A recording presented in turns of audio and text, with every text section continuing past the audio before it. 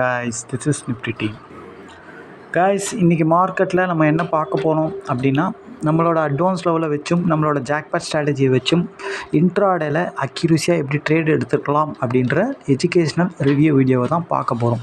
இந்த வீடியோவை யூடியூப்பில் யாருனா புதுசாக இப்போ தான் பார்க்குறீங்க, நீங்கள் ஆப்ஷன் பையர்ஸாக இருந்தாலும் சரி, செல்லர்ஸாக இருந்தாலும் சரி, நம்ம யூடியூப் சேனல் கீழே இருக்க டெலகிராம் சேனலில் ஜாயின் பண்ணிக்கிங்க.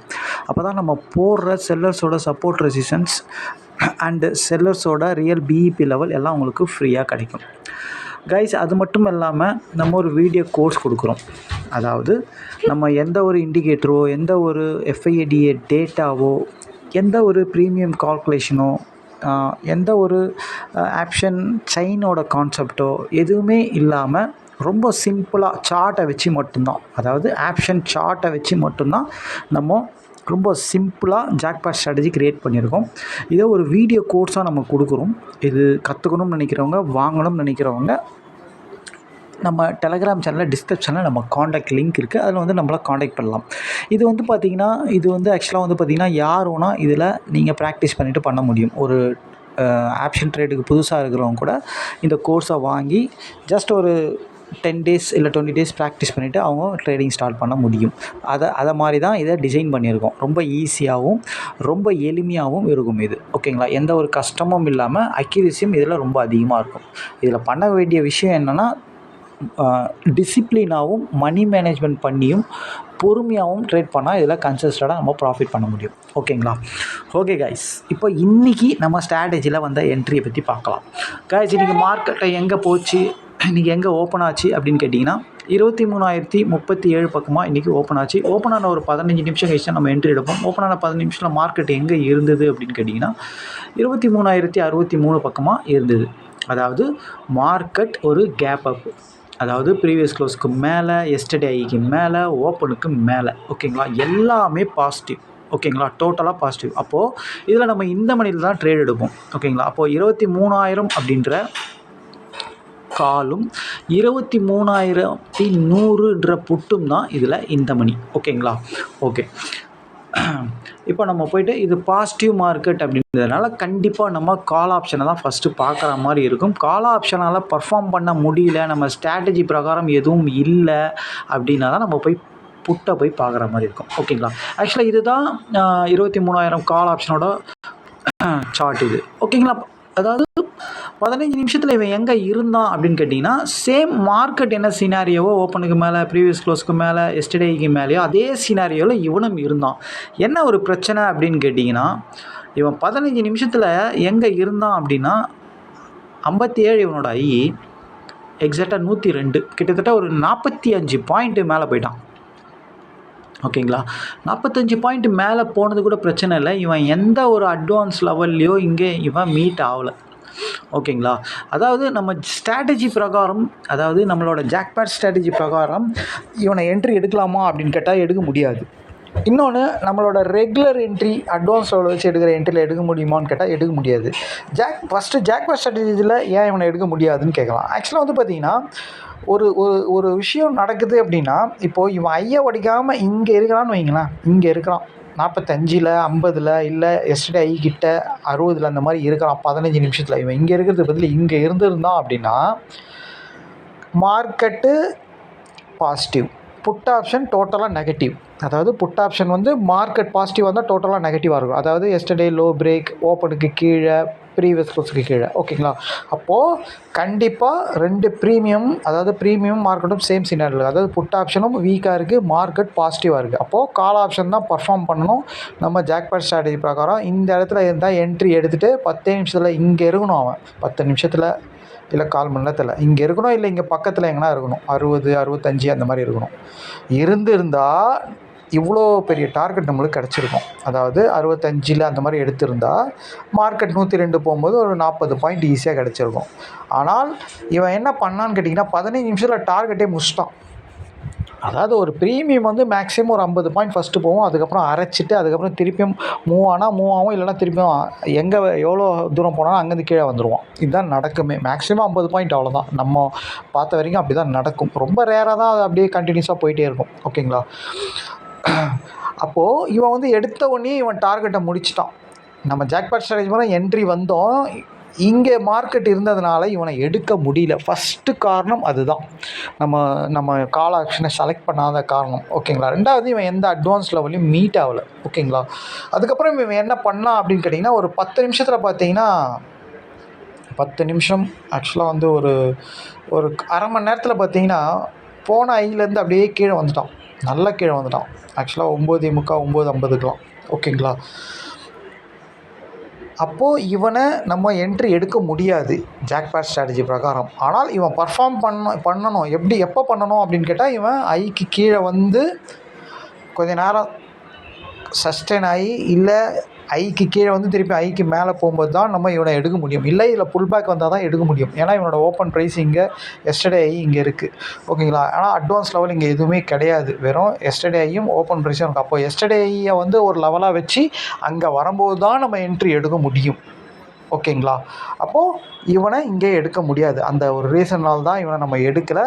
இங்கே எடுத்தால் தான் அது நம்ம ஜாக்பாட் ஸ்ட்ராட்டஜியில் வரும். ஓகேங்களா. ஏன்னா புட் ஆப்ஷன் லோக்கு கீழே இருக்கும்போது இவன் ஐக்கு கீழே வரக்கூடாது. வந்தாலும் திருப்பியும் வந்துடுவான். அந்த ரீசன்னால் நம்ம ஜாக்பாட் ஸ்ட்ராட்டஜி எடுக்கலாம். அதனால தான் செகண்ட் ஹாஃபில் இவன் எடுத்தோம். அப்போ ஃபஸ்ட் ஹாஃபில் என்ன பண்ணலாம் அப்படின்னு கேட்டால், ஃபஸ்ட் ஹாஃபில் நம்ம போய்ட்டு இவன் பர்ஃபார்ம் பண்ண முடியாதுன்றதை நம்ம முதல்லையே பார்த்துட்டோம். அப்போ 9:45 பார்த்தீங்கன்னா 23,050 அப்படின்ற புட் ஆப்ஷனை தான் நம்ம போய் பார்த்தோம். இதுதான் 23,050ன்ற புட் ஆப்ஷனோட சார்ட்டு.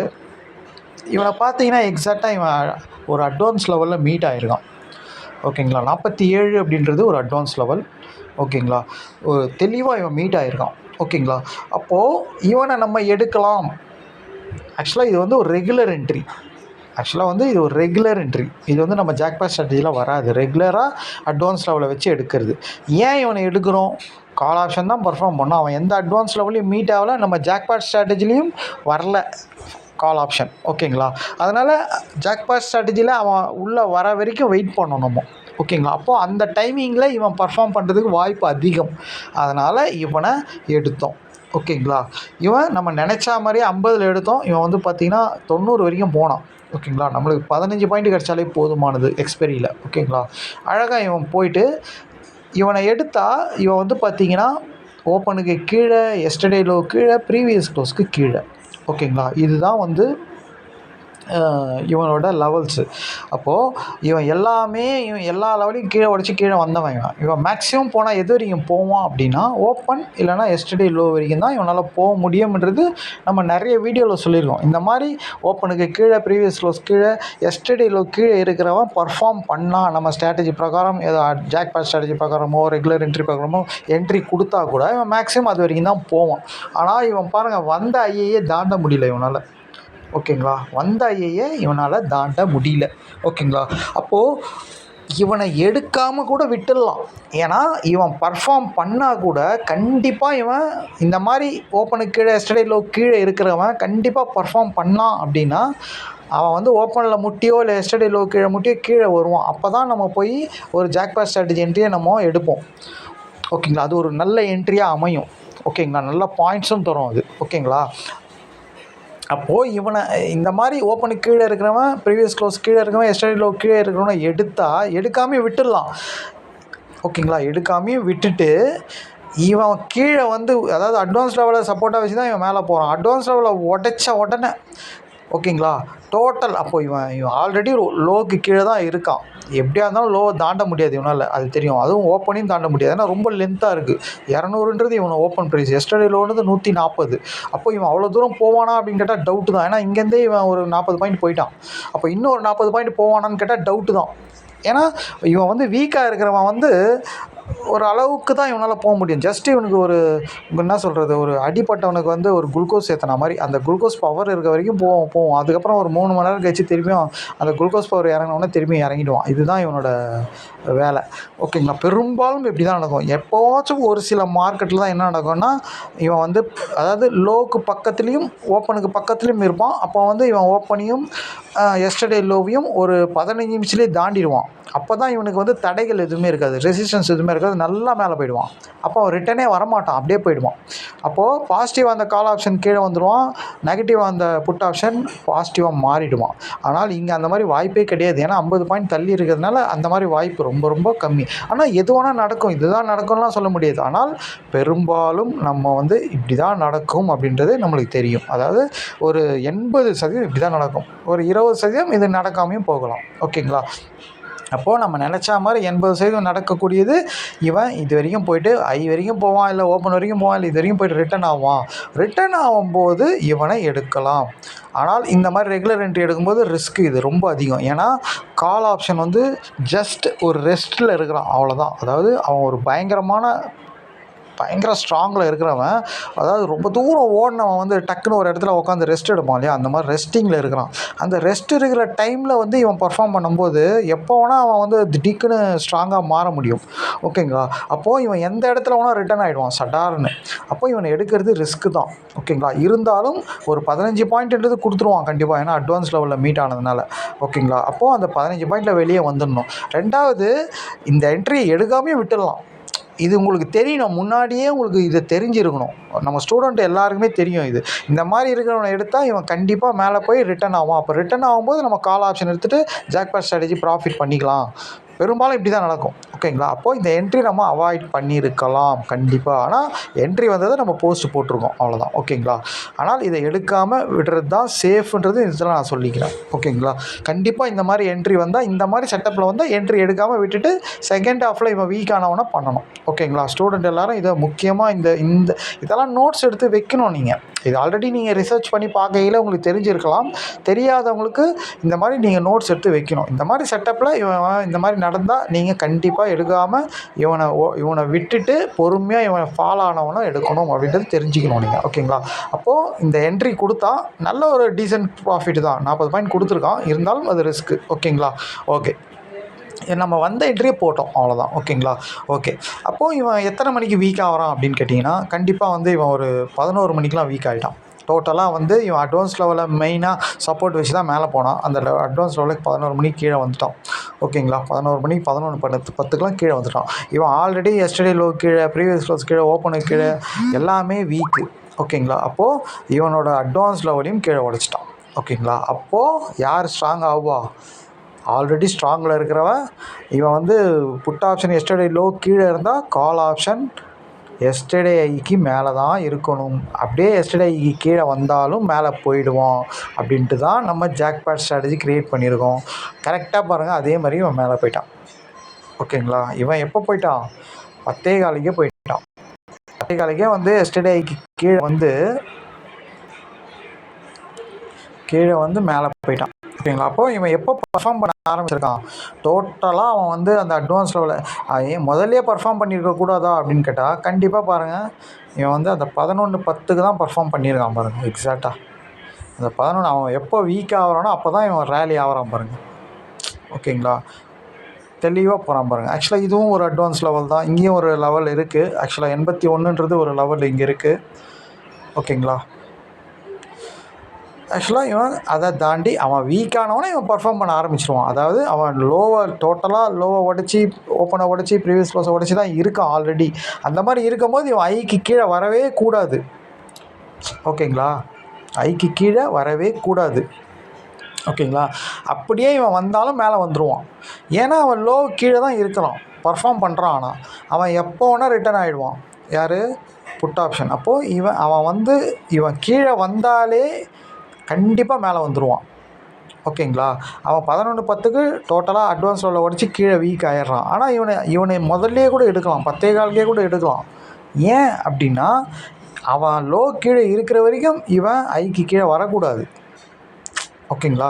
இவன் சப்போஸ் ஐயை கீழே உடைக்கிறான்னா மார்க்கெட்டும் ஐயை கீழே உடச்சிருக்கணும். அந்த மாதிரி 2 பேரும் சேம் சீனரியில் இருந்தால் புட் ஆப்ஷன் அப்படியே மாற்றி பர்ஃபார்ம் பண்ண ஆரம்பிச்சிருவான்.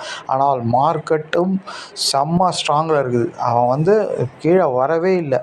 ஓகேங்களா. அவன் வந்து எஸ்டர்டேக்கு மேலே டாப்பில் இருக்கிறான். ஓகேங்களா. அப்போ மார்க்கெட்டும் ப்ரீமியமும் சேம் சினாரியோவில் இருக்குது அப்படின்னாலே ரொம்ப பவர்ஃபுல்லாக இருக்குது மார்க்கெட் அப்படின்றது அர்த்தம் அதுக்கு. ஓகேங்களா. அப்போது இவனோட ஐயை வந்து நீங்கள் ஒரு அட்வான்ஸ் லெவலாக வச்சு இவனுக்கு எந்த அட்வான்ஸ் லெவலும் மீட் ஆகலை, ஆனால் நம்ம ஐயை ஒரு அட்வான்ஸ் லெவலாக வச்சு எடுக்கலாம். அப்போ இவன் ஐக்கு கீழே வந்தாலும் இவன் ஐக்கு உள்ளே வந்துடுவான்றது நம்மளுக்கு தெரியும்.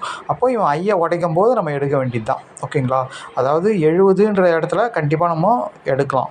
ஓகேங்களா. இந்த இடத்துல நம்ம எடுத்துகிட்டு கண்டிப்பாக நம்ம ஒரு 15 பாயிண்ட் ஸ்டாப் லாஸ் வச்சுக்கலாம். அதாவது எஸ்டர்டே ஐயை நம்ம ஒரு ஸ்டாப் லாஸாக யூஸ் பண்ணிக்கலாம், இல்லை வந்த லோவை ஸ்டாப் லாஸாக யூஸ் பண்ணிக்கலாம். ஓகேங்களா. அதாவது 20 பாயிண்ட் வரும் நீங்கள் இங்கே எடுக்கிறீங்க அப்படின்னா. 70 எடுக்கிறீங்கன்னா கண்டிப்பாக 50ன்றது தான் ஸ்டாப் லாஸ். ஏன்னா வந்த லோ அதுதான் சேஃபாக இருக்கும். ஒரு சில டைமில் அப்படி தான் வச்சு ஆகணும் நம்ம. ஓகேங்களா. ஏன்னா வந்த லோ தான் வைக்கிறது எப்போவுமே சேஃபாக இருக்கும். பக்கத்தில் ஒரு லெவல் இருக்குது அப்படின்னா அந்த லெவலை வைக்கலாம். ஆனால் அதுக்கு கீழே ஒரு லோ கொடுத்துருக்கான் அப்படின்னா ஒரு 5 பாயிண்ட் டிஃப்ரெண்ட்டில் இருக்குதுன்னா கண்டிப்பாக அது வரைக்கும் எடுத்துன்னு வந்து கூட மார்க்கெட்டை எடுத்துன்னு போவான். அப்போது அதை வைக்கிறது தான் சேஃபாக இருக்கும். ஆனால் மார்க்கெட்டு மேலே போனவன் அதோட வரவே இல்லை கீழே. ஓகேங்களா. அழகாக போயிட்டான். ஓகேங்களா. ஆக்சுவலாக வந்து நம்ம இங்கே பெண்டிங் ஆர்டர் வச்சு தான் எடுக்க முடியும். ஓகேங்களா. இவன் கீழே வந்த உடனே நம்ம என்ன பண்ணணும் அப்படின்னு கேட்டிங்கன்னா, இந்த 57 இருக்கு இல்லையா, 60ல் ஒரு பெண்டிங் ஆர்டரை போட்டுட்டு ஆக்சுவலாக 50ன்ற இடத்த, அதாவது 45 லோ, அந்த லோவை ஸ்டாப் லாஸாக வச்சுக்கணும். ஓகேங்களா. பெண்டிங் ஆர்டர் அப்போயே போட்டு வச்சிடணும். ரெண்டுமே பெண்டிங் ஆர்டரு ஒரு ஆர்டரும் ஒரு ஸ்டாப் லாஸ் ஆர்டரும் போட்டு வச்சிடணும். அப்போது 60 ட்ரிகர் ஆனவுடனே உங்களுக்கு டார்கெட் முடிஞ்சிடும். இங்கேயே பாருங்கள், 60 அடித்தோடனே 85 வரைக்கும் போயிட்டான். ஓகேங்களா. 25 பாயிண்ட் ஒரே செகண்டில் டகால்னு அடிச்சிட்டான் பாயிண்ட். ஓகேங்களா. 1750 ரூபா ஆக்சுவலாக. ஆமாம், ஒரு பாயிண்ட்டுக்கு 75 ரூபா. ஆமாம், 1750 ரூபாய்க்கு மேலே போகுது உங்களுக்கு. ஓகேங்களா. அப்போ நீங்களே பாருங்கள் எவ்வளோ அழகாக எடுத்துன்னு போயிருக்கான் அப்படின்ட்டு. ஓகேங்களா. அதுக்கப்புறம் நீங்கள் புல் பேக்கில் வந்து எடுக்காமல் போகிறீங்க, அதெல்லாம் கூட தேவையில்லை. ஆனாலும் இந்த ஃபுல் பாயிண்ட்டை எங்களால் பிடிக்க முடியுமா அப்படின்னு கேட்டால் கண்டிப்பாக பிடிக்க முடியும். ஏன்னா ஜாக்பாட் ஸ்ட்ராட்டஜியில் நீங்கள் என்ட்ரி எடுக்கிறீங்க, இதை ட்ரிகர் ஆச்சு, 2 லாட்டு அடிக்கிறீங்க. ஒரு லாட்டை நீங்கள் கரெக்டாக ஒரு 15 பாயிண்ட்டை கட் பண்ணிடுறீங்கன்னே வச்சுருங்க. அப்போ ஒரு லாட்டை நீங்கள் ட்ரைனிங் ஸ்டாப் இங்கே போட்டு வைப்பீங்க, எஸ்டர்டே ஏழு ஒரு லெவலாக வச்சு எடுத்திருந்தால். ஓகேங்களா. அப்போது 60ன்ற இடத்துல நீங்கள் ஒரு லாட்டை ட்ரைலிங் ஸ்டாப் லாஸ் போட்டு வச்சுருப்பீங்க. ட்ரைலிங் ஸ்டாப் லாஸ் போட்டு வச்சுட்டு ஒரு மினிமம் ஒரு 1/2 நீங்கள் வெயிட் பண்ணியிருந்தீங்க அப்படின்னா கூட கண்டிப்பாக வந்து ஒரு 100 வரைக்கும் போச்சு, ஒரு 40 பாயிண்ட் கிடச்சிது. ஆனால் இவ்வளோ தூரம்லாம் நீங்கள் ஹோல்டு பண்ண மாட்டீங்க. என்ன தான் நம்ம சொன்னாலும் நீங்கள் பண்ண மாட்டீங்க. ஓகேங்களா. ஏன்னா இன்றைக்கி எக்ஸ்பெரி வேறு, என்ன வேணால் நடக்கும், அப்படியே கரைப்பானுங்க. அப்போது வந்த வரைக்கும் லாபம், உங்களுக்கு வந்த வரைக்கும் லாபம்னா உங்கள் 15 பாயிண்ட் ஸ்டாப் லாஸுக்கு 1:2 1:3 கிடச்சாலே வெளியே வந்துடலாம் நீங்கள். ஓகேங்களா. அப்போ தான் இந்த பாயிண்ட் மினிமம் பாயிண்ட்டாச்சும் ஒரு டீசென்ட் ப்ராஃபிட்டை, ஒரு போனஸ் பாயிண்ட்டை பிடிக்க முடியும் நீங்கள். ஓகேங்களா. அப்போது இந்த என்ட்ரி வந்து எப்படி எடுத்துருக்கலாம் அப்படின்றத ரொம்ப தெளிவாகவே சொல்லியிருக்கோம். ஓகேங்களா. ரிவ்யூ வீடியோ எல்லாமே பாருங்கள், அப்போ தான் உங்களுக்கு புரியும் இது. ஓகேங்களா. அப்போது ஃபஸ்ட் என்ட்ரியே நம்ம எடுக்காமே விட்டுருக்கலாம், ரெகுலர் என்ட்ரி தான் அது. ஏன்னா நம்ம எல்லாருக்குமே சொல்லியாச்சு, ரெகுலர் என்ட்ரி வேண்டாங்க, வந்தாலும் எடுக்க வேண்டாம். எப்படியா இருந்தாலும் ரெகுலர் என்ட்ரியில் ஒரு என்ட்ரி க்ரியேட் ஆகுதுன்னா அது கண்டிப்பாக வந்து அதுக்கப்புறம் அது ஜாக்பாட் ஸ்ட்ராட்டஜி க்ரியேட் ஆகி வரும்ன்றது நம்மளுக்கு தெரியும். ஓப்பனுக்கு கீழே இருக்கிறவன், ப்ரீவியஸ் க்ளோஸ் கீழே இருக்கிறவன் கண்டிப்பாக அது பர்ஃபார்ம் பண்ண மாட்டான்றது தெரியும். அதை தொட்டுட்டு கீழே வரும்போது நம்ம ஜாக்பாட் ஸ்ட்ராட்டஜி பிரகாரம் ஆப்போசிட்டில் இருக்கிறவனை எடுத்துப்போன்றது உங்களுக்கு தெரியும். அப்போது அவனை நம்ம ரன் பண்ண விட்டுட்டு இவனை தான் எடுத்துருக்கணும். இவன் ஐக்கு கீழே வந்தாலே கன்ஃபார்மாக தெரியும் இவன் ஐக்கு உள்ளே வருவான்னு. ஏன் அப்படின்னா புட் ஆப்ஷன் லோக்கு கீழே தான் இருக்கிறான், ஓப்பனுக்கு கீழே தான் இருக்கான், ப்ரீவியஸ் க்ளோஸ் கீழே தான் இருக்கான். இவன் கீழே வரும்போது அவன் மேலே போயிட்டு இருந்தானா கூட நம்ம வெயிட் பண்ணி ஓகே இவன் ஐயை கீழே உடைக்கும் போது அவன் லோ உள்ள வந்துட்டான், அப்போ அவன் பர்ஃபார்ம் மாற்றி பண்ணுவான்றதை யோசிக்கலாம். ஆனால் இவன் கீழே வந்தும் அவன் லோ கிட்ட போகிறதுக்கான வாய்ப்பே இல்லை. ஏன்னா 50 பாயிண்ட் தள்ளி இருக்குது எஸ்டர்டே லோ, அவனோட ஓப்பன் ப்ரைஸ் எல்லாமே. அப்போது அவன் பர்ஃபார்ம் பண்ணுறதுன்றது ரொம்ப ரொம்ப கஷ்டம் அப்படின்றது இந்த இடத்துல நீங்கள் புரிஞ்சிக்கணும். இதெல்லாம் வந்து முன்னாடியே தெரியணும். மார்க்கெட் ஓப்பனான ஒரு 1/2 hour உங்களுக்கு தெரியணும். ஓகேங்களா. ஓகே புட்டு வீக்காக இருக்கான், ஆனால் பர்ஃபார்ம் பண்ணுறான்னா இவன் ஏமாற்றத்துக்கு பர்ஃபார்ம் பண்ணுறான், எல்லாரோட ஸ்டாப் லாஸை அடிக்கிறதுக்கோசம் அப்படியே செல்லாக வர மாதிரி ஆகி அப்படியே மார்க்கெட்டை மேலே தூங்கி போகிறான் அப்படின்றத நீங்கள் இந்த இடத்துல எல்லாருக்குமே புரிஞ்சிடணும். இப்போ இது வந்து நம்மளுக்கு மார்க்கெட் ஓப்பன் ஆனால் ஒரு 1/4 மணி நேரத்துலேயே தெரியும். மார்க்கெட் வந்து புட்டு பர்ஃபார்ம் பண்ண மாட்டான், அப்படியே பண்ணாலும் கண்டிப்பாக ரிட்டர்ன் ஆகிடுவான். ரிட்டர்ன் ஆகும்போது கால் தான் பெரிய பர்ஃபார்ம் பண்ணுவான்றது நம்மளுக்கு முன்னாடியே தெரியும். நம்ம ஸ்டூடெண்ட் நிறைய பேருக்கு இதை நம்ம சொன்னோம். அவங்க கேட்கும்போது என்ன சார் புட்டு எடுக்கலாமான்னு நிறைய பேர் கேட்டாங்க. நான் வந்து புட்டு பர்ஃபார்ம் பண்ணி முடித்தோடனே கால் பர்ஃபார்ம் பண்ணுவோம், காலை எடுங்கன்னு சொல்லி நிறைய பேருக்கு நம்ம சொன்னோம். ஓகேங்களா? ஓகே, இது ரொம்ப சிம்பிள் என்ட்ரி தான். ஓகேங்களா? அதாவது புட் ஆப்ஷன் லோ கீழே இருக்கிறதுனால இவன் ஐக்கு மேலே தான் இருந்தாகணும், அதான் ரூல். அதை வச்சு தான் நம்ம ஜாக்பாட் ஸ்ட்ராட்டஜி எடுத்திருக்கோம். இது ஆக்சுவலாக நம்ம ஜாக்பாட் ஸ்ட்ராட்டஜியில் தெளிவாகவே ரொம்ப அக்யூரஸியாக நம்ம சொல்லியிருப்போம். எப்படி இது கிரியேட் ஆகும், எப்படி எடுக்கணும், எல்லாமே சொல்லியிருப்போம். இது வந்து ஒரு ஓவராலாக தான் நம்ம வீடியோவில் சொல்கிறோம். ஸ்ட்ராட்டஜி வீடியோவில் ரொம்ப அழகாகவே தெளிவாகவே சொல்லியிருப்போம். ஓகேங்களா? அதனால் வீடியோ வாங்காதவங்க எல்லாம் வீடியோ வாங்கி பெனிஃபிட் ஆகிக்கிங்க. இது வீடியோ வாங்கணும் அப்படின்னு நீங்கள் நினச்சிங்க, கற்றுக்கணும்னு நினச்சிங்கன்னா கண்டிப்பாக நம்ம டெலகிராம் சேனல் டிஸ்கிரிப்ஷனில் நம்ம காண்டாக்ட் லிங்க் இருக்குது, அதில் வந்து நம்மளை காண்டாக்ட் பண்ணலாம். நாளைக்கு வீடியோவில் பார்க்கலாம் கைஸ். தேங்க்யூ, பாய்.